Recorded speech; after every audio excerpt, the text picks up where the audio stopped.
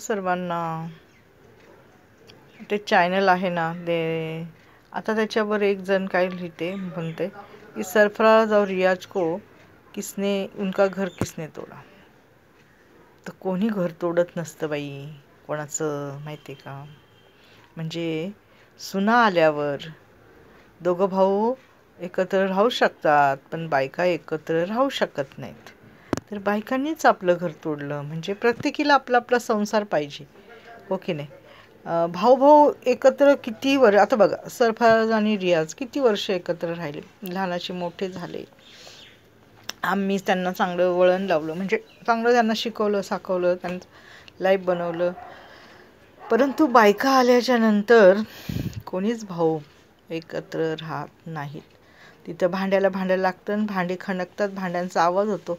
मग रोज आवाज पहिला आवाज थोडा थोडा होतो, मग जास्त व्हायला लागतो. मग भांडी एकमेकावर आदळली जातात, फुटली जातात.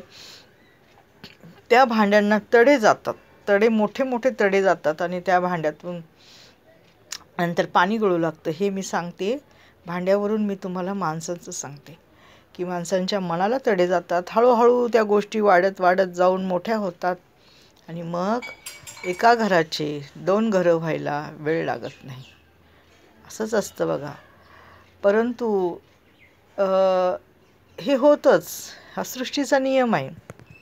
त्या तरी जावा किती दिवस एकत्र राहतील. ज्याला त्याला आपापल्या संसाराची हौस आहे, की प्रत्येकाला असं वाटतं की मी आज का ह्याची भाजी बनवू, मला दुसरी भाजी बनवायची, किंवा आज मी हे का करू, मला बाहेर जायचं आहे, मग मी ह्यांच्यासाठी का थांबू. तर हे प्रत्येक घरात चालू असतं. ह्याला घर तोडणं नाही म्हणत, ह्याला एकमेकाचा संसार एकमेकाने आत्ताच केला पाहिजे. नंतर मुलं मोठी झाल्यावर बाहेर निघण्यात काही अर्थ नाही.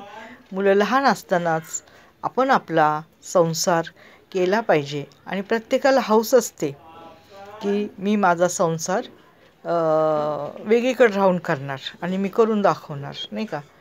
आणि प्रत्येकाला हे असतं, म्हणजे वाटत असतं की माझं स्वतःचं घर असावं, म्हणजे मी काहीतरी करून दाखवावं, माझ्या लेकरांना मी हे करून घालावं, माझ्या लेकरांसाठी हे करावं ते करावं. एकत्र राहिल्यावर नाही होत ह्या गोष्टी. म्हणून वेगळीकडे राहिलेलं नेहमी चांगलं असतं. आणि पैशाचं पण महत्त्व कळतं. आपला किती खर्च होतो, त्यांचा किती खर्च होतो आहे, काय होतं आहे, आपल्याला किती महिन्याला बजेट आहे आपलं, हे सर्व कळतं, आहे की नाही. आणि कळालंच पाहिजे. म्हणून वेगळीकडे राहणं ही वाईट गोष्ट नाही.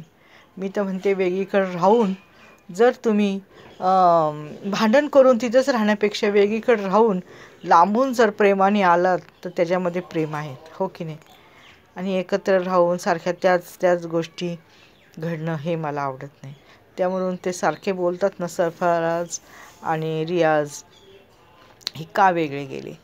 तर वेगळे जाणारच, भाऊ आहे, जावा किती दिवस एकत्र राहणार.